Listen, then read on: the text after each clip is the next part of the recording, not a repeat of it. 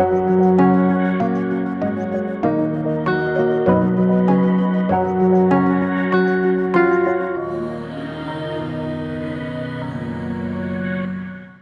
The Lord. പരിശുദ്ധ അമ്മയ്ക്കും തിരുക്കുമാരനും 1000 നന്ദി പറയുന്നു. ആദ്യമായി ഇവിടെ വരാനുണ്ടായ കാര്യം പറയുമ്പോൾ എൻ്റെ പേര് പറഞ്ഞിട്ട് പറയുന്നതായിരിക്കും നല്ല. ബേബിക്കുട്ടി തോമസ് എന്നാണ്. ഞാൻ ഹോളി ഫാമിലി ചർച്ച് മാന്നില ഇടവകയാണ്. താമസിക്കുന്നത് എറണാകുളത്താണ്. 26/4/25 ആദ്യമായിട്ട് ഉടമ്പടി എടുക്കാൻ വേണ്ടി ഇവിടെ വരുന്നത്. അതും നമ്മുടെ ഒരു ഭയങ്കര വിഷമ സമയം എന്ന് പറഞ്ഞാൽ, നമ്മൾ അച്ഛൻ പറയുന്ന പോലെ നമ്മുടെ കഴിവിനപ്പുറത്തെന്ന് പറഞ്ഞാൽ നമുക്ക് ചിന്തിക്കാൻ പറ്റത്തില്ലാത്ത പോലെ അത്രയും വന്നപ്പോൾ ജപമാല ചൊല്ലിക്കൊണ്ടിരുന്ന 5ാമത്തെ രഹസ്യം ചൊല്ലി ഇങ്ങനെ വരുമ്പോഴത്തേക്ക് എൻ്റെ മനസ്സിലേക്ക് പെട്ടെന്ന് കൃപാസനം ഉള്ളപ്പോൾ എന്തിനാ നമ്മളിങ്ങനെ കരഞ്ഞുകൊണ്ടിരിക്കുന്നത്, അവിടത്തേക്കൊരു ആകർഷണമാകാൻ പാടില്ലേ എന്നിങ്ങനെ എൻ്റെ മനസ്സിൽ ആരോ ചോദിച്ച പോലെ ഞാനോർത്ത് എനിക്ക് തോന്നിയതായിരിക്കും. ശരിയാണല്ലോ, കൃപാസനം ഞാൻ കേട്ടിട്ടുണ്ട്, ആലപ്പുഴയാണ്, എല്ലാ കാര്യങ്ങളൊക്കെ അറിയാം. പക്ഷേ വരാൻ സാധിക്കാൻ വേണ്ടി ഞാൻ എപ്പോഴും പറയും, കർത്താവ് ആകർഷിക്കാതെ ആരും എൻ്റെ പിതാവിൻ്റെ പക്കൽ എത്തുകയില്ലെന്ന് പറഞ്ഞതുപോലത്തെ ഒരു വലിയായിരുന്നു. ദൈവമേ, നേരെ ഒന്ന് വെളുത്താൽ മതി എന്നുള്ള മട്ടിലായിരുന്നു. 7 മണിയായപ്പോൾ അവിടുന്ന് സ്റ്റാർട്ട് ചെയ്ത് ഞങ്ങളിവിടെ വന്ന് ഉടമ്പടി എടുത്തിട്ടാണ് അന്ന് പോയത്. അതിനെക്കുറിച്ച് ക്ലാസ് കേട്ടിട്ട് പിന്നെയും മനസ്സിലാകാത്ത കാരണം വീണ്ടും ചോദിച്ച് ഞാൻ ആ പറഞ്ഞതെല്ലാം എഴുതി വെച്ച് വായിച്ചിട്ട് എപ്പോഴും ഞാൻ അമ്മയോട് ചോദിച്ചു, അമ്മ എനിക്കതിനുള്ള യോഗ്യത ഉണ്ടോ നമുക്കറിയത്തില്ല. ഈശോയുടെ അടുക്ക് കരുണക്കൊന്ത ചൊല്ലും, ജപമാല ചൊല്ലുമെങ്കിലും ചോദിക്കാനെല്ലാം പേടിയായിരുന്നു. ദാനമായിട്ടിരിക്കെ എന്തിനാണ് ചോദിക്കുന്നത്, നമുക്ക് ചോദിക്കാൻ അർഹതയില്ലെന്ന്. പക്ഷേ ഇവിടെ വന്നപ്പോൾ എനിക്ക് മനസ്സിലായി, ഈ കൽഭരണിയിൽ വെള്ളം നിറയ്ക്കാതെ ഒരിക്കലും കിട്ടത്തില്ല. ആ ഒരു കൽഭരണിയുമായിട്ടാണ് ശരിക്കും അമ്മ ഈ 6 കൽഭരണി കാണുമ്പോൾ എൻ്റെ മനസ്സിൽ വന്നു, ദൈവമേ ഇത്രയും സ്പേസ് ഉള്ള ഒരു സ്ഥലം ഇട്ടിട്ട് നമ്മളൊക്കെ എങ്ങോട്ടാണ് ഓടിപ്പോയെന്ന്. ഞാൻ എൻ്റെ ഒരു ഇതിൽ എല്ലാത്തിലും ഫസ്റ്റ് ഓഫ് ഓൾ ഞാൻ പറയുന്നു, ആർക്കൊക്കെ എന്തൊക്കെ ലഭിച്ചിട്ടില്ല എന്നും ഈ 6 കാര്യം നിയോഗം ഒന്നും അല്ലാതെ ഇവിടെ വന്ന് ഇപ്പം ഇവിടെ 2ാം പ്രാവശ്യമാണ് ഞാൻ സാക്ഷ്യം പറയുന്നത്. ഇവിടെ ഒന്ന് വരിക എന്ന് അവിടെ കാല് കുത്തിയപ്പോൾ തന്നെ മേല് എന്തോ കുളിര് കോരുന്ന അനുഭവം പോലെ വരികയും ഇവിടെ വന്നു കഴിഞ്ഞപ്പോൾ ഈ അമ്മനെ കണ്ടപ്പോൾ എന്താ എന്നെ വരാൻ താമസമെന്നോ എന്തൊക്കെ എന്നോട് ചോദിക്കുന്നുമല്ലോ. അപ്പോൾ ഞാൻ അറിയത്തില്ലായിരുന്നു അമ്മ. ഇനി ഞാൻ ഒരിക്കലും ഇപ്പം ഞാൻ സാക്ഷിയായിട്ട് പറയുകയാണ്, അന്ന് ഈ കാശ് രൂപം ഞാൻ എൻ്റെ കഴുത്തിലിട്ട് 26/4/25 ഇനി എനിക്ക് കിട്ടിയ അനുഭവം കൂടി പറയണമല്ലോ, എപ്പോഴാണ് ശരിക്കും മനസ്സിലാവുന്നത്. കൃപാസനത്തിൽ വന്ന് പ്രാർത്ഥിച്ച് നിയോഗമൊക്കെ എഴുതി ഇവിടെ അനുഭവം എഴുതി 6 എഴുതുമ്പം അന്ന് എനിക്കറിയില്ല, ഞാൻ എൻ്റെ വിഷമങ്ങളൊക്കെ എഴുതി. ഏറ്റവും അവസാനം 5ാമത്തെ എഴുതിയപ്പോഴവിടുത്തെ ദൈവമേ ഇവിടെ ഈ എഴുതിയേക്കുന്ന കാര്യങ്ങൾ പാലിക്കാനുള്ള അനുഗ്രഹം ചോദിച്ചില്ല. അത് നമ്മുടെ കഴിവിനപ്പുറമാണെന്ന് എനിക്കറിയാം.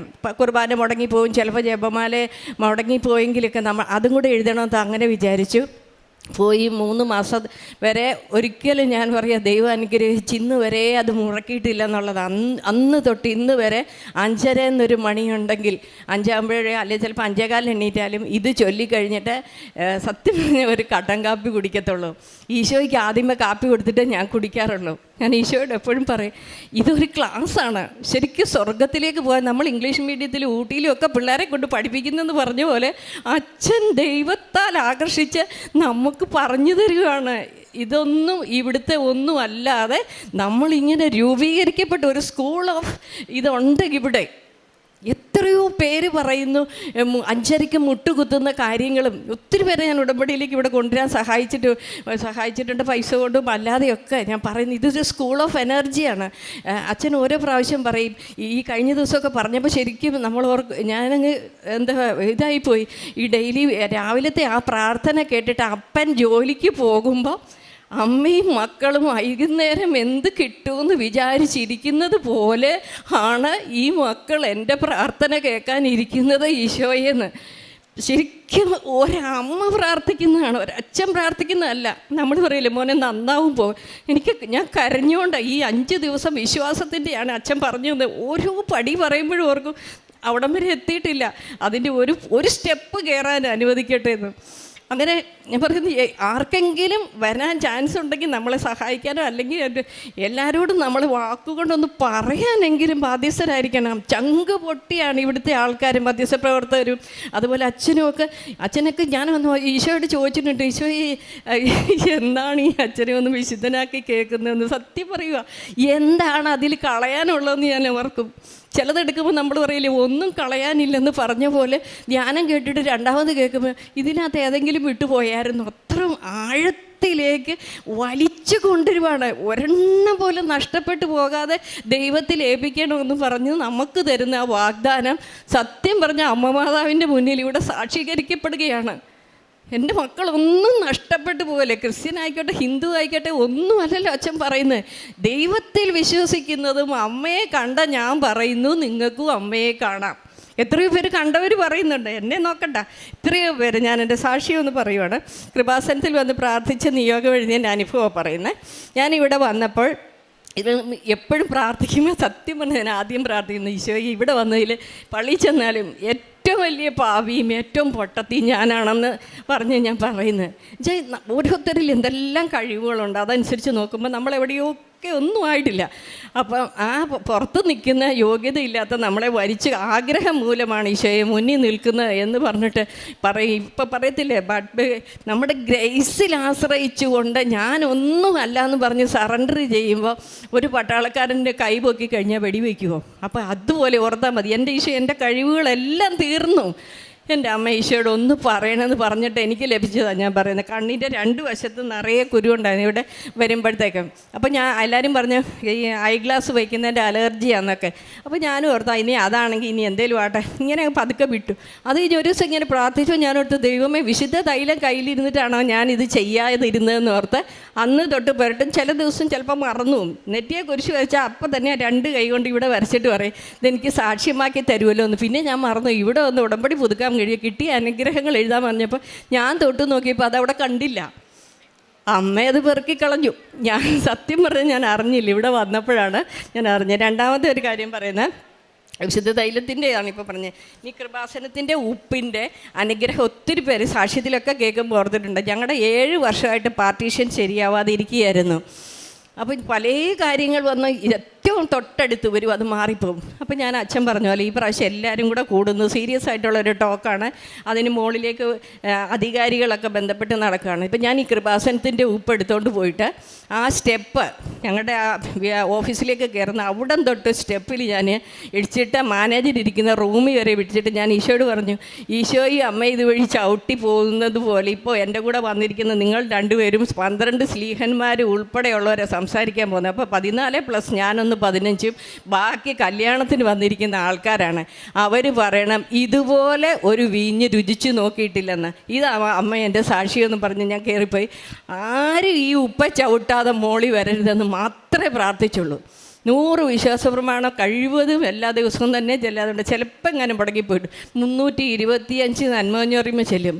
അപ്പോൾ ആരെങ്കിലും ഇന്ന് പ്രാർത്ഥിക്കാൻ പറ്റിയിട്ടില്ല, പണ്ട് അത്രയും സമയമില്ലായിരുന്നു, ആർക്കെങ്കിലും ഇന്ന് കൊന്ത ചെല്ലാൻ പറ്റിയിട്ടില്ലെങ്കിൽ അങ്ങോട്ട് കൊടുത്തരും. ഇങ്ങനെ നമുക്കൊന്ന് നികത്തി ഒരമ്മ പാത്രത്തിൽ എണ്ണ ഒഴിക്കുന്ന പോലെ ഞാൻ പറയുന്നു, ഇഡലിയുടെ മാവ് ഒഴിക്കുന്ന പോലെ ഞാൻ ഒഴിക്കുന്നത്. എവിടെയെങ്കിലും അൺഫില്ലാണെങ്കിൽ മാതാവേ ഒന്ന് ഫില്ല് ചെയ്തേക്കണം. അപ്പോൾ ഇങ്ങനെ പ്രാർത്ഥിച്ചതിൻ്റെ ഫലമായി 7 വർഷം കിടന്നത് 4.5 മണിക്കൂറിനുള്ളിൽ സംസാരിച്ച് ഞങ്ങളവിടെ എഗ്രിമെൻറ്റിന് ഒപ്പിട്ടെന്നുള്ളതാണ്. പിന്നെ അടുത്ത ഇതിൽ പറയുന്നത് ഈ കൃപാസനത്തിൻ്റെ ഈ കാശുരൂപം കിട്ടിയപ്പോൾ ബാഗിലിട്ടുകൊണ്ട് ഞാനോർത്ത് എൻ്റെ ദൈവം എങ്ങനെയെങ്ങാനും പോയെങ്കിൽ എന്തെടുക്കും, ഇത് എവിടെയാണ് വെക്കുന്നതെന്ന് ഒന്ന് സൂക്ഷിക്കാൻ നല്ലൊരു സ്ഥലം കാണിച്ചു തരണേന്ന് ഞാനിങ്ങനെ കൈപിടിച്ച് പ്രാർത്ഥിച്ചപ്പോൾ ഒരു കുട്ടി ഇങ്ങനെ കഴുത്തിലിട്ടുകൊണ്ട് പോകുന്നു. അപ്പോൾ ഞാൻ അമ്മയോട് പറഞ്ഞു, അയ്യോ എനിക്കത് ഭയങ്കര സന്തോഷമായി, കഴുത്തിലിട്ടാൽ മതിയില്ല. അപ്പോൾ എൻ്റെ 24 hours എൻ്റെ കൂട്ടത്തിൽ കാണുമല്ലോ. അത് കഴിഞ്ഞ് കുറച്ച് കഴിഞ്ഞപ്പോൾ ഈ അലൂമിനിയത്തിൻ്റെ ആയതുകൊണ്ട് അത് ഇച്ചിരി അകന്നപ്പോൾ എനിക്കൊരു പേടി, എങ്ങനെ അച്ഛൻ പറഞ്ഞാൽ മിസ്സായി പോകാൻ പാടില്ല, കളർ പോയാൽ മാത്രമേ മാറ്റി തരുള്ളൂ. അപ്പോൾ എന്താ ഇതെന്ന് പറയുന്നത് നമ്മൾ തന്നെയാണെന്നുള്ള മട്ടിലാണ് ഇതിനെ സൂക്ഷിക്കുന്നത്. കുളിക്കാൻ പോകുമ്പോൾ ഊരി വെക്കാൻ പോലും പേടിയാണ്, അമ്മയില്ലാതെ എങ്ങനെ അത്രയും നേരമെന്ന്. അപ്പോൾ ഞാൻ പറഞ്ഞ് സിസ്റ്ററിനോട് ഞാൻ പറഞ്ഞപ്പോൾ ഈ അലൂമിനിയം മാറ്റി ഒന്ന് സ്വർണ്ണമാക്കി തരാമോ, അങ്ങനെയാണെങ്കിൽ പോകത്തില്ലല്ലോ എന്ന് പറഞ്ഞു. സത്യം ഞാനത് പറഞ്ഞു പിറ്റേ ദിവസം തന്നെ ഞാൻ അത്ഭുതം പറയുവാണ്. ഞാൻ വിചാരിക്കാത്ത ആൾ തന്നെ, അതത് തരുമെന്ന് വിചാരിക്കാത്ത ആളാണ് അതിടാൻ അതിൻ്റെ മാലയും അതേ കൂട്ടിയുള്ള ഇതും ഞാൻ അമ്മയോട് ചോദിച്ചു, ഇത് സത്യം തന്നെയാണോ, എനിക്ക് തന്നെയാണോ ഇത്? അന്നേരം അമ്മ പറഞ്ഞു, ചോദിച്ചതെന്നാ, എന്നെ കൊണ്ട് നടക്കാൻ ഒരു പേടകമല്ലേ, അത് ഫുള്ള് സ്വർണത്തിൻ്റെ ആയിക്കോട്ടെ. എന്നൊന്ന് ആലോചിച്ച്, ഞാൻ അന്ന് തൊട്ട് ഇന്ന് വരെയും ഈ സാധനം ഊരി വെച്ചിട്ടില്ല, കൂടെ കൊണ്ട് നടക്കുക. വിശ്വാസ പ്രമാണം ചെല്ലുമ്പോഴും രാവിലെ എണീക്കുമ്പോഴും ആരോടെങ്കിലും സംസാരിക്കുമ്പോഴും ഉടനെ എടുത്ത് മുത്തിയിട്ട് പറയും, ഞാനിപ്പോൾ എവിടെ വെച്ച് ഇപ്പോൾ പള്ളിയിൽ വചനം വായിക്കാനൊക്കെ ഞാൻ വായിക്കുന്നുണ്ട്, ഇതൊന്നും എൻ്റെ സ്വപ്നത്തിൽ പറ്റുന്നതല്ലായിരുന്നു, എനിക്ക് അറിവില്ലായിരുന്നു, അല്ലെങ്കിൽ അതിനുള്ള ഇതൊന്നും യോഗ്യതയൊന്നും നമുക്കില്ല. അപ്പോൾ അതെന്നെ കൊണ്ട് സാധിപ്പിച്ചു. പിന്നെ POC പോയി ക്ലാസ്സിന് പോയി 2 വർഷത്തെ കോഴ്സ് പഠിക്കാൻ പറ്റി, വിറ്റ്നസ് ഓഫ് മേഴ്സി. അവിടെ എല്ലാ സ്റ്റുഡൻസും അതുപോലെ തന്നെ ഇതൊക്കെ ആയിട്ടുള്ള സിസ്റ്റേഴ്സും ഒക്കെ ഉണ്ടായിരുന്നു. മാതാവ് അവിടെ 92% മാർക്കോട് കൂടി മാമോദീസ എന്നൊക്കെ പറഞ്ഞാൽ ഇങ്ങനെ കേട്ടിട്ടുണ്ടോ വായിച്ചിട്ടുണ്ടോ എന്നൊക്കെ അല്ലാതെ അതിൻ്റെ ആഴം മനസ്സിലാക്കുക, ഓരോ കൂദാശയുടെ ആഴം മനസ്സിലാക്കാനും പഠിക്കാനും ഇന്നത് പഠിപ്പിക്കാനും ദൈവം എന്നെ ഉപയോഗിക്കുന്നുണ്ട്. അപ്പോൾ ഞാൻ പറയും, ഒന്നും അറിയാത്തവരെ കൊണ്ടുപോയി എവിടെയൊക്കെ വലിച്ചടിപ്പിച്ച് കിടക്കുന്നതിനെല്ലാം ചേർത്ത് വെച്ച് മുത്തും മാലയാക്കി തന്ന് കൊളുത്ത് വെച്ച് തരുന്ന ഒരമ്മ നമുക്ക് കാവലുണ്ട്. പിന്നെ അടുത്ത ഒരു സാക്ഷ്യത്തിൽ ഇത് കിട്ടിയ അനുഗ്രഹം, കടബാധ്യത ഉണ്ടായിരുന്നു ഞങ്ങൾക്ക് കുറേ. അപ്പം കുറേ പണയം എടുക്കാനായിട്ട് ഒക്കെ സാധിച്ചു. അതുപോലെ 4.5 ലക്ഷം രൂപയോളം എൻ്റെ ഒരു കസിൻ ചേച്ചിക്ക് ഞാനിങ്ങനെ, അവർ ചോദിക്കുകയൊന്നുമില്ല, എന്നാൽ എനിക്കറിയാലോ അത് കൊടുക്കണം. ഞാൻ ഇങ്ങനെ ഒരു ദിവസം ഇങ്ങനെ പ്രാർത്ഥിച്ചപ്പോൾ അമ്മ പറഞ്ഞു 450 നന്മ പറഞ്ഞു പറയുമ്പോൾ ചെല്ലിയ എനിക്ക് തരാമോ എന്ന് ചോദിച്ചു. 450 നന്മ പറഞ്ഞു പറയുമ്പോൾ ആയില്ല, 310 ആയപ്പോഴത്തേക്കും പേര് ഞാൻ പറയുന്നില്ല, വേറൊരാൾ വിളിച്ചിട്ട് പറഞ്ഞു, ഞാനിപ്പോൾ ഞാൻ എന്നോട് പ്രാർത്ഥിച്ചാണ് വിസയൊക്കെ ശരിയായി. അപ്പോൾ ഞാനൊരു നിയോഗം വെച്ചിട്ടുണ്ടായിരുന്നു, കുറച്ച് പൈസ വെച്ച് ഞാൻ സേവ് ചെയ്ത് വെച്ചിട്ടുണ്ടായിരുന്നു, അത് വേറെ ആർക്കും അല്ല, അത് ഞാൻ ചേച്ചിക്ക് അയച്ചു തരുവാന്ന്. അപ്പോൾ ഞാൻ പറഞ്ഞു, എനിക്കിപ്പോൾ അത് ഉടനെ തിരിച്ചും തരാൻ പറ്റില്ല എന്ന് പറഞ്ഞാൽ, തിരിച്ചു തരണമെന്ന് ഞാൻ പറഞ്ഞില്ല, ഉള്ള സമയത്ത് തിരിച്ചു തന്നാൽ മതി, എനിക്കത് തിരിച്ചു കൊടുക്കാൻ പറ്റി. അങ്ങനെ ആ കടബാധ്യത്തിൽ നിന്ന് ഞാൻ രക്ഷപ്പെടും. പിന്നെ പ്രവർത്തനത്തിൻ്റെ ഇത് പറയുമ്പോൾ പറയുന്നത്, ഞങ്ങൾക്കൊരു 2 കാറുണ്ടായിരുന്നു. അതിലൊരു കാറ് ഞാൻ ഈശോയോട് പറഞ്ഞു, കർത്താവിൻ്റെ വാഹനമായിട്ട് പോകുന്നിടത്തെല്ലാം കൊണ്ട് എന്താ ചെയ്യണ്ടേ. അങ്ങനെ നോക്കിയപ്പോൾ ഒരു ട്രസ്റ്റിലേക്ക് വേണ്ടി അച്ഛന്മാരൊക്കെ പോകുന്ന ടാക്സി പിടിച്ചായിരുന്നു. അതുങ്ങൾക്ക് അങ്ങനെ അത്ര പൈസയൊന്നും ഉള്ള ഒരു ഇതല്ല. അപ്പോൾ അതിൽ ആ ട്രസ്റ്റിലേക്ക് കൊടുക്കാൻ പറ്റി. അപ്പോൾ അതൊരു വലിയ കാര്യമായിട്ട് ജീവിതത്തിൽ ചിലപ്പോൾ ചെയ്യാനേ പറ്റത്തില്ല. പിന്നെ അതുപോലെ ഞങ്ങളുടെ ബന്ധുക്കളും എൻ്റെ ഫ്രണ്ട്സായിട്ടുള്ളവർക്കൊക്കെ ഒത്തിരി ഗൾഫിലുള്ളവർക്കൊക്കെ കുറേ ഡ്രസ്സൊക്കെ അവരുടെ നല്ല നല്ല ഡ്രസ്സ്, അപ്പോൾ ഞാൻ അവിടെ വീട്ടിൽ ചെന്ന് മേടിച്ചിട്ട് ഓരോരുത്തരുടെ പ്രായം അനുസരിച്ചുള്ളവർക്ക് കൊണ്ടുപോയി കൊടുക്കാറുണ്ട്. IELTS ജർമ്മൻ കോഴ്സ് പാസ്പോർട്ട് ഇല്ലാത്തവരൊക്കെ പ്രാർത്ഥിക്കാൻ വേണ്ടിയാണ് വിളിക്കുന്നത്. ഞങ്ങൾക്ക് അതിനുവേണ്ടി പോവുക, പ്രാർത്ഥിക്കണമെന്ന്. പൈസയുടെ കാര്യം നോക്കാൻ പോകുന്നേ ഉള്ളെന്ന് പറയും. എവിടുന്നോ എൻ്റെ മനസ്സിൽ, അപ്പോൾ നമുക്ക് ഇപ്പം വലിയ അത്യാവശ്യമില്ലാത്ത എന്തെങ്കിലും കാണിച്ചു തരും. അപ്പോൾ ഞാൻ അങ്ങനെയുള്ള മക്കളെ സത്യം പറഞ്ഞാൽ ഇപ്പോൾ സഹായിക്കുന്നത്. അവർക്ക് കൊടുക്കുന്നത് ഒരു ജീവിതമാണ്, അല്ലാതെ ഒരു സാരിയോ ബ്ലൗസോ അല്ല. ഒരു എക്സാം പാസ്സായി കഴിഞ്ഞാൽ ഒരു കുടുംബം രക്ഷപ്പെട്ടു. അങ്ങനെ ഓർത്ത് പാസ്പോർട്ട് ഇല്ലാത്തവർക്ക് 450 രൂപ ഒക്കെ പണ്ട് പറയുന്നത്, ഇപ്പോൾ പൈസയൊക്കെ അങ്ങ് ഒത്തിരി മാറി. അപ്പം പറയും ധൈര്യമായിട്ട് പോകും, പാസ്പോർട്ടിൻ്റെ എല്ലാം ശരിയായി കഴിയുമ്പോൾ വിളിക്കുക, എങ്ങനെയെങ്കിലും ഈശോ എനിക്കത് തരുന്നത് എൻ്റെ കയ്യിലുണ്ടായിട്ടല്ല. എപ്പോഴും പറയുന്ന ഒരു കാര്യം ഞാൻ സത്യമായിട്ട് പറയുക, ഈശോയെ ഏറ്റവും പൊട്ടത്തി ഞാനാണെന്ന് പറഞ്ഞപ്പോഴാണ് ദൈവം എന്നെ തൊട്ടത്. നമ്മുടെ അറിവുകളില്ല എന്ന് സമ്മതിക്കുന്നിടത്തു നിന്ന് നമ്മൾ സ്റ്റോപ്പ് ചെയ്യുമ്പോൾ സ്റ്റാർട്ട് ചെയ്യുന്നതാണ് ദൈവം.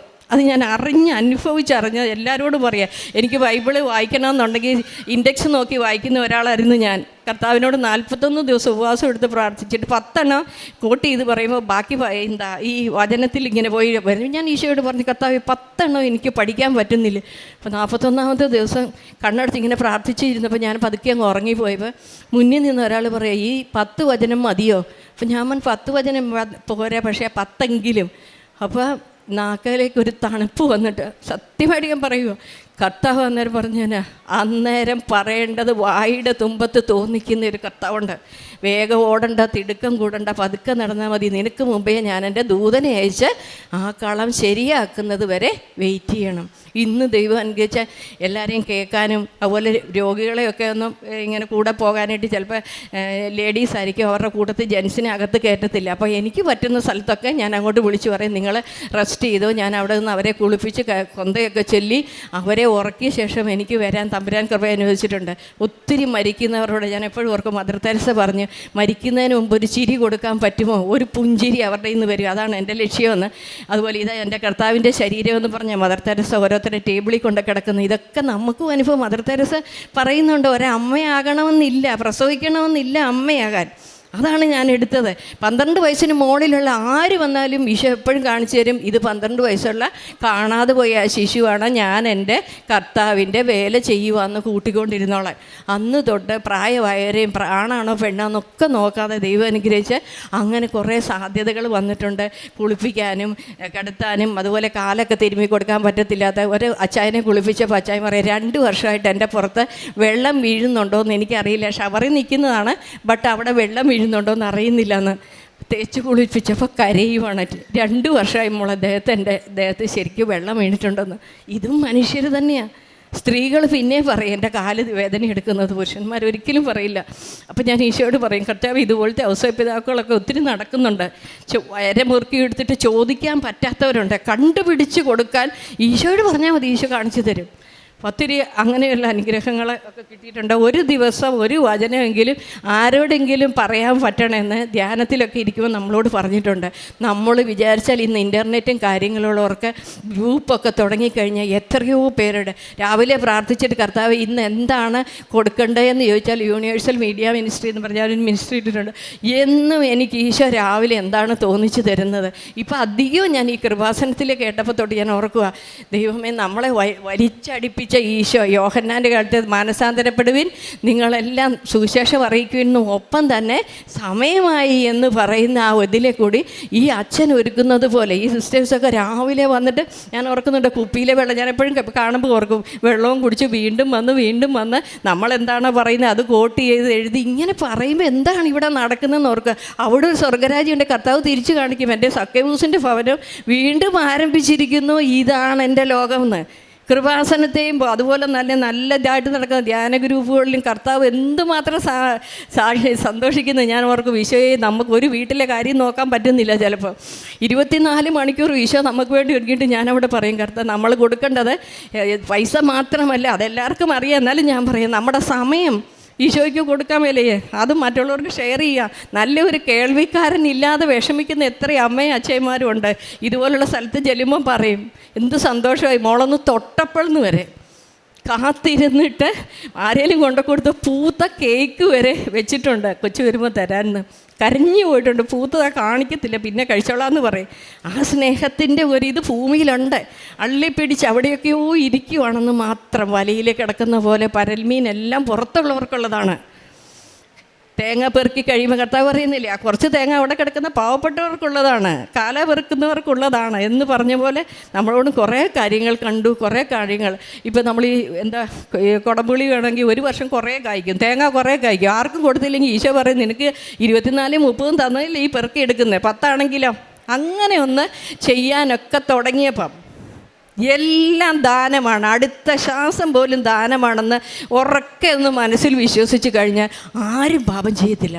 മരിച്ച വീട്ടിൽ നിന്ന് ഇറങ്ങുമ്പോൾ മാത്രം എല്ലാവരും ഭയങ്കര പരിശുദ്ധരായിട്ട്, ഞാനും ഉൾപ്പെടെ ഇനി പാപമൊന്നും ചെയ്യത്തില്ലെന്ന്. പക്ഷേ ഈശോ പറയുന്നത്, നിൻ്റെ കൺമുമ്പിൽ ഈ കണ്ടത് നാളെ നീയാണെന്ന് ഓർത്തുകൊണ്ട് അനേകരെ ഈശോയിലേക്ക് കഴിയുന്ന വിധത്തിൽ സാക്ഷ്യം പറഞ്ഞുകൊണ്ട്. അതുപോലെ പത്രത്തിൻ്റെ കാര്യം പറയുമ്പോൾ ചിലപ്പോൾ ഒക്കെ പള്ളിയിലൊക്കെ ഇങ്ങനെ ഇരിക്കുമ്പോൾ വേദനയോടെ കണ്ടിട്ടുണ്ട്, അതിൽ പൊടിയൊക്കെ പിടിച്ചിരിക്കും. ഞാൻ പറയും, എൻ്റെ ദൈവമേ, എൻ്റെ അമ്മയുടെ ദേഹത്താണല്ലോ ഈ പൊടിയെല്ലാം ഇരിക്കുന്നത്. കൊട്ടിക്കുടഞ്ഞിട്ട് വെയിലത്തിട്ട് ഉണക്കിയിട്ട് കൊണ്ട് കൊടുക്കാനായിട്ട് ശ്രമിച്ചിട്ടുണ്ട്.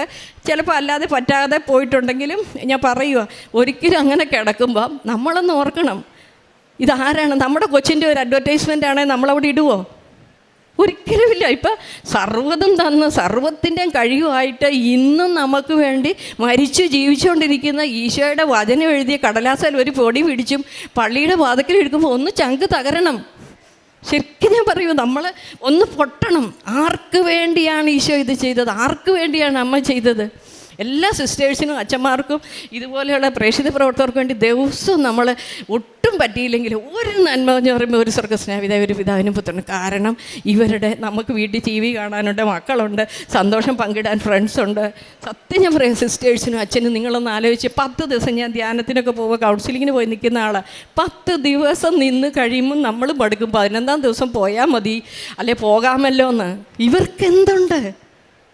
ദൈവത്തിന് വേണ്ടി തല തൊട്ട് കാല് വരെ ഒഴിഞ്ഞു വെച്ചിരിക്കുന്ന മനുഷ്യരാണ്. അവരെ എന്തെങ്കിലും നമ്മൾ കഴിയുന്നത്ര ഞാൻ പറഞ്ഞത് അലക്കുന്ന സമയത്ത് കർത്താവ് ഈ തുണിവേദന ഈശോയ്ക്ക് കാഴ്ചവെച്ചിരിക്കുന്നു അങ്ങനെ പറയുമ്പോൾ പറയണം, അനേക മക്കളെ ഈശോയ്ക്ക് വേണ്ടി ഇറങ്ങി പുറപ്പെട്ടിരിക്കുന്ന ആരും ആയിക്കോട്ടെ, അവർക്ക് വേണ്ടി ഞങ്ങളുടെ സഹനങ്ങളും സന്തോഷങ്ങളും ഇന്ന് കിട്ടിയ ചുവന്ന റോസാപ്പൂവൊക്കെ വെള്ള പൂക്കളായിട്ട് അവർക്ക് വേണ്ടി സമർപ്പിക്കുന്നതെന്ന് നമുക്ക് പറയാം. പിന്നെ പ്രയത്നത്തിൽ ഞാൻ ആത്മീയ ജീവിതത്തിൽ പറയുവാണെങ്കിൽ എനിക്ക് സത്യം തന്നെ മാറ്റം എല്ലാ ദിവസവും കുർബാനയ്ക്ക് പോകാൻ 5:30 എണീറ്റ് ഇവിടുത്തെ പ്രാർത്ഥന കഴിഞ്ഞാൽ ഉടനെ ഞാൻ പറഞ്ഞില്ല ഒരു കട്ടൻ കാപ്പി കുടിച്ചിട്ട് ഓടി പള്ളിയിൽ പോകും. അവിടെ ഇരുന്ന് ഒരു പള്ളിക്ക് അകത്തുകൂടിയാണ്, സത്യം പറയുകയാണ്, പള്ളിക്ക് അകത്തൂടെ ഒരു ചുറ്റിലും നടന്ന ഒരു കൊന്തയും ഒരു കരുണക്കൊന്തയും മാക്സിമം ചെല്ലാൻ ശ്രമിക്കും. ചിലപ്പോൾ പിള്ളേർ ധൃതി വെച്ചെങ്കിൽ മാത്രം അത് ചെയ്യാതെ പോകത്തുള്ളൂ. ഈശോയുടെ കാലിൻ്റെ ചുവട്ടിലേക്ക് തലയങ്ങ് ചേർത്ത് വെച്ചിട്ട് പറയും, കർത്താവേ നാളെയും ഇതുപോലെ വന്ന് വണങ്ങാനുള്ള കൃപയെ അവിടുന്ന് തരണമേ. അതുപോലെ 2 ആഴ്ചയിൽ ഒരിക്കൽ കുമ്പസാരിക്കണമെന്ന് അച്ഛൻ പറഞ്ഞിട്ടുള്ള അത് ദൈവം എനിക്ക് ഇപ്പോൾ വരെയും മുടക്കാൻ ദൈവം വന്നിട്ടില്ല എന്ന് തന്നെ ഓർപ്പിച്ച് പറയുന്നു. അതുപോലെ ജപമാല ചൊല്ലുന്നത് കഴിവതും എത്ര ചെല്ലുന്നു എന്ന് നമ്മൾ എൻ്റെ സിസ്റ്റർ ഇവിടെ വരുന്ന വിജയകുമാർ സാർ എന്താ ആ സാർ ഒരു പ്രാവശ്യം പറഞ്ഞത് ഞാൻ ഓർക്കുന്നുണ്ട്. കയ്യിൽ നിന്ന് നിങ്ങൾ കൊന്ത ചൊല്ലി കൈ ഒന്ന് ഈ നമ്മുടെ കയ്യിലിരിക്കുന്ന ജപമാലയൊന്ന് താഴെ പോയി കഴിഞ്ഞാൽ തിരിച്ചെടുത്തിട്ട് ഞാൻ ഏതാ ചൊല്ലിയത് എവിടെ നിന്നെന്ന് ആർക്കെങ്കിലും ചൊല്ലാൻ പറ്റിയിട്ടുണ്ടെന്ന് ശരിക്കും നെഞ്ചി തറച്ചൊരു വചനം. നിങ്ങളും ശ്രദ്ധിച്ചേ, നമ്മുടെ കൊന്ത ഉറങ്ങിയ വേണ്ട ചിലപ്പോൾ താഴോട്ടൊന്ന് വെച്ചിട്ട് നമ്മൾ എവിടെയെങ്കിലും പോയിട്ട് തിരിച്ചു വന്നാൽ ഞാൻ ഏതിൽ എത്രാമത്തെ നന്മഞ്ഞോറിമേലെ നിർത്തിയെന്ന് നിനക്കൊന്ന് തിരിച്ചറിയാമെങ്കിൽ നിൻ്റെ പ്രാർത്ഥന ശക്തമാണെന്ന്. 5 ആണോ നിർത്തിയത് 6 ആണോ എന്ന് നമ്മളിങ്ങനെ മടക്കി വെച്ചിട്ട് പോകുകയൊക്കെ ചെയ്യുമ്പോൾ ഏതിലാണ് നിർത്തിയെന്ന് അറിയാമെങ്കിൽ, അതുപോലെ കുർബാന കാണുമ്പോൾ കണ്ണിൽ നിന്ന് കർത്താവെ അങ്ങയുടെ പരിശുദ്ധാത്മാവ് എഴുന്നള്ളി വരുന്ന ഇത് ജീവനുള്ള ദൈവത്തിൻ്റെ ശരീരമാണെന്ന് പറയുമ്പോൾ ഒരു തുള്ളി കണ്ണുനീര് നമ്മുടെ കണ്ണിൽ നിന്ന് വരണം. പരിശുദ്ധ അമ്മ മുട്ടുകുത്തി നിൽക്കുവാണ് തൻ്റെ തിരുക്കുമാരനെ പിച്ചി ചീന്തുന്നത് കാണുമ്പോൾ. അപ്പോൾ എല്ലാവർക്കും ഒത്തിരി നന്ദി പറഞ്ഞുകൊണ്ട് പറയുവാണ്, അനേകരെ ദൈവത്തിലേക്ക് ആകർഷിക്കാൻ വേണ്ടി കൃപാസന ആൾത്താരയിൽ ജീവനോടെ പ്രത്യക്ഷപ്പെട്ട ആ അമ്മ ഇവിടെ നിന്നോട് പറയുവാണ്, എന്നെക്കൊണ്ട് വെച്ചാൽ നമ്മളെ ഓരോരുത്തരെയും കൊണ്ട് അമ്മയ്ക്ക് എന്തുമാത്രം ചെയ്യാനുണ്ടെന്ന്. എല്ലാവരും ഇവിടെ ഒന്ന് സാക്ഷ്യം പറയാൻ എത്രയും വേഗം സാധിക്കട്ടെ എന്ന് ആത്മാർത്ഥമായി പ്രാർത്ഥിച്ചുകൊണ്ട് അമ്മയുടെ കൃപ യാചിച്ചുകൊണ്ട് എപ്പോഴും നമ്മൾ പറയേണ്ട ഒരു കാര്യം, എനിക്ക് കഴിവില്ല ദൈവമേ, കഴിവില്ല. അച്ഛൻ പറയുന്ന പോലെ നിൻ്റെ കഴിവിൽ ആശ്രയിച്ച് എൻ്റെ കഴിവ് താഴെ വയ്ക്കുന്നു പറഞ്ഞ് എളിമയുള്ള ഹൃദയം തന്ന് അനുഗ്രഹിക്കണേ. ഇവിടുത്തെ വർക്ക് ചെയ്യുന്ന എല്ലാ പ്രേക്ഷിത പ്രവർത്തകർക്കും അച്ഛനും 1000 നന്ദിയും കർത്താവിൻ്റെ മുന്നിൽ കരകെട്ടിക്കൊണ്ട് കർത്താവെ വരെ 10,000 മടങ്ങ് ഉയർത്തണമേ എന്ന് ഒരു സെയിൻ്റായിട്ട് ഇത് വാരി ഒരു സാൻ കൃപാസനമായിട്ട് ഉയരട്ടെ എന്ന് പ്രാർത്ഥിച്ചുകൊണ്ട് യേശുവേ നന്ദി, യേശുവേ ആരാധന.